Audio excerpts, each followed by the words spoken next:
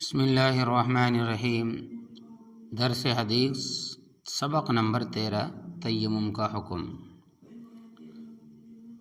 حضرت ام المؤمنین حضرت عائشہ صدیقہ رضی اللہ تعالیٰ عنہ سے روایت ہے، بیان فرماتی ہیں کہ ایک سفر میں ہم رسول اللہ صلی اللہ علیہ وسلم کے ساتھ گئے، یہاں تک کہ جب ہم مقام بیدہ یذات جیش کے مقام پر تھے تو وہاں میرا ایک ہار ٹوٹ کر گر گیا، تو اس کو تلاش کرانے کے لیے آپ نے وہاں قیام فرما لیا، اور آپ کے ساتھ جو لوگ تھے وہ بھی ٹھہر گئے، اور اس مقام پر پانی کا کوئی بندوبست نہیں تھا۔ تو کچھ لوگوں نے میرے والد ماجد حضرت ابوبکر صدیق رضی اللہ تعالیٰ عنہ کے پاس جا کر کہا کہ آپ دیکھتے ہیں آپ کی صاحبزادی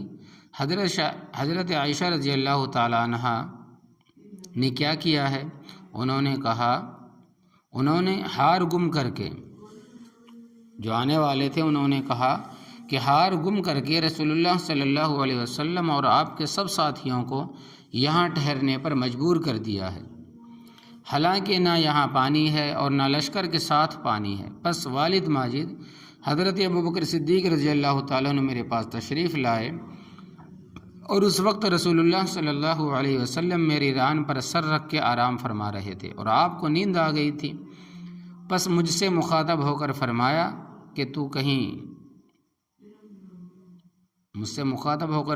کہ تو رسول اللہ صلی اللہ علیہ وسلم اور آپ کے ساتھیوں کے یہاں رکنے کا باعث بن گئی، اور صورتحال یہ ہے کہ یہاں قریب میں کہیں پانی نہیں ہے اور نہ لشکر کے ساتھ پانی کا انتظام ہے۔ حضرت عائشہ رضی اللہ تعالیٰ عنہ فرماتی ہیں کہ والد ماجد نے مجھے خوب ڈانٹا، اور جو اللہ کو منظور تھا اس وقت انہوں نے مجھے وہ سب کہا اور غصے سے میرے پہلو میں کوشنے لگے، یعنی کہ چٹی کاٹنے لگے، کوشنے لگے زانوں کے اوپر۔ لیکن رسول اللہ صلی اللہ علیہ وسلم چونکہ میری ران پر سر رکھ کے آرام فرما رہے تھے، اس لیے میں بالکل نہیں ہلی۔ پس رسول اللہ صلی اللہ علیہ وسلم سوتے رہے، یہاں تک کہ آپ نے صبح کی ایسے مقام پر اور ایسی حالت میں کہ وہاں پانی کا کوئی بندوبست نہیں تھا، تو اس وقت رسول اللہ صلی اللہ علیہ وسلم کے اوپر اللہ تبارک و تعالیٰ نے تیمم کی آیت نازل فرمائی، تو سب لوگوں نے تیمم کیا اور تیمم کر کے نماز ادا کی گئی۔ تو اسید ابن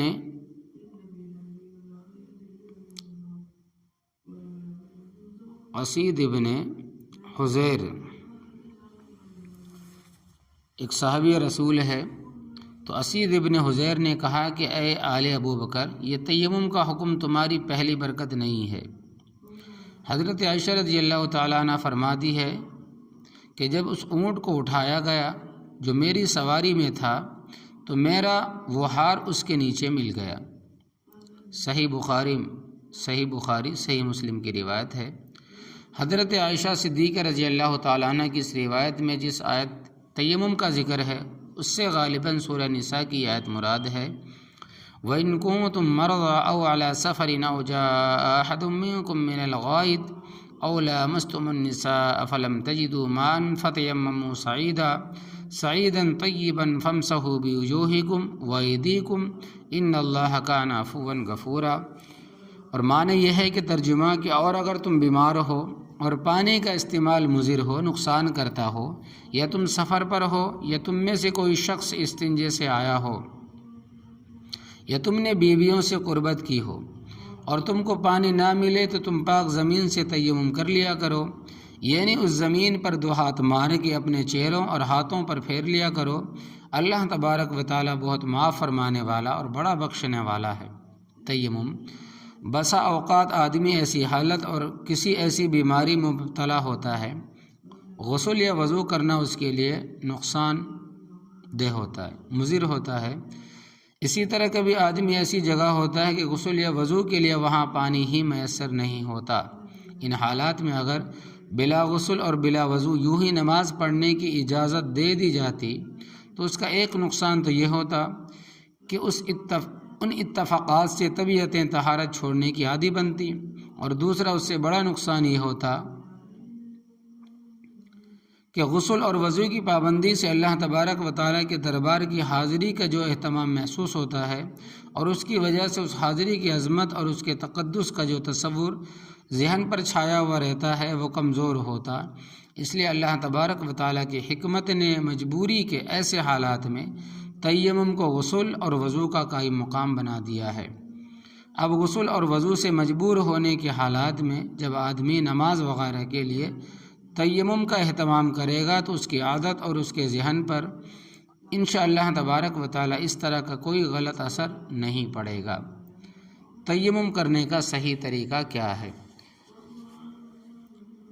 فرماتے ہیں کہ تیمم کرنے کا صحیح طریقہ یہ ہے کہ سب سے پہلے تیمم کی نیت کرے کہ یا اللہ میں آپ کی رضا کے لیے تیمم کرتا ہوں۔ اس کے بعد بسم اللہ پڑھ کر دونوں ہاتھ مٹی پر یا پتھر پر مارے اور دونوں ہاتھ جھاڑ کر پہلے اپنے چہرے پر پھیریں کہ بال برابر جگہ بھی ایسی نہ رہے جس پر ہاتھ نہ پھرا ہوا ہو۔ وضو کی طرح تیمم میں بھی اگر بال برابر جگہ ایسی رہ گئی، یعنی بال کے برابر بھی وضو کی طرح تیمم میں بھی بال کے برابر جگہ سوکھی رہ گئی جہاں ہاتھ نہ پھرا ہو تو تیمم نہیں ہوگا۔ پھر دوبارہ دونوں ہاتھ مٹی پر یا پتھر پر ماریں اور پہلے بائیں ہاتھ کو دائیں ہاتھ پر اور پھر دائیں ہاتھ کو بائیں ہاتھ پر پھیریں اور اچھی طرح کوہنیوں تک ہاتھ پھیرے اور انگلیوں کے اندر بھی ہاتھ پھیرے تاکہ کوئی جگہ ہاتھ پھیرنے سے رہ نہ جائے۔ تیمم کی حکمت، غسل اور وضو میں پانی استعمال ہوتا ہے۔ اللہ تبارک و تعالیٰ نے مجبوری کی حالت میں اس کے بجائے تیمم کا حکم دیا جس میں مٹی اور پتھر وغیرہ کا استعمال ہوتا ہے۔ اس کی ایک حکمت تو بعض اہل تحقیق نے یہ بیان کی ہے کہ پوری زمین کے دو ہی حصے ہیں، ایک بڑے حصے کی سطح پانی ہے، دوسرے حصے کی سطح مٹی یا تو پتھر۔ اس لیے پانی اور مٹی میں خاص مناسبت ہے۔ نیز انسان کی ابتدائی تخلیق بھی مٹی اور پانی ہی سے ہوئی ہے۔ علاوہ ازیں مٹی ہی ایسی چیز ہے جس کو انسان سمندر کے علاوہ ہر جگہ پا سکتا ہے، اور مٹی کو ہاتھ لگا کر منہ پر پھیرنے میں تزلزل اور خاک ساری کی بھی ایک خاک شان ہے، اور چونکہ انسان کا آخری ٹھکانہ مٹی اور خاک ہی ہے اور اس کو خاک ہی میں ملنا ہے، اس لیے تیمم میں موت اور قبر کی یاد بھی ہے۔ تو یہ ہے وہ سبق تیمم کا۔ تو اللہ تبارک و تعالیٰ سے دعا کرے کہ یا اللہ ہم سب کو نبی کریم صلی اللہ علیہ وسلم کی سچی محبت عطا فرمائی اور ہمیں اپنے بچوں کو بھی آپ صلی اللہ علیہ وسلم کی محبت اور اس کے تقاضے سکھانے کی توفیق عطا فرمائیے، آمین یا رب العالمین۔ اللہم صلی علی سیدنا محمد وعلی آل سیدنا محمد وبارک وسلم۔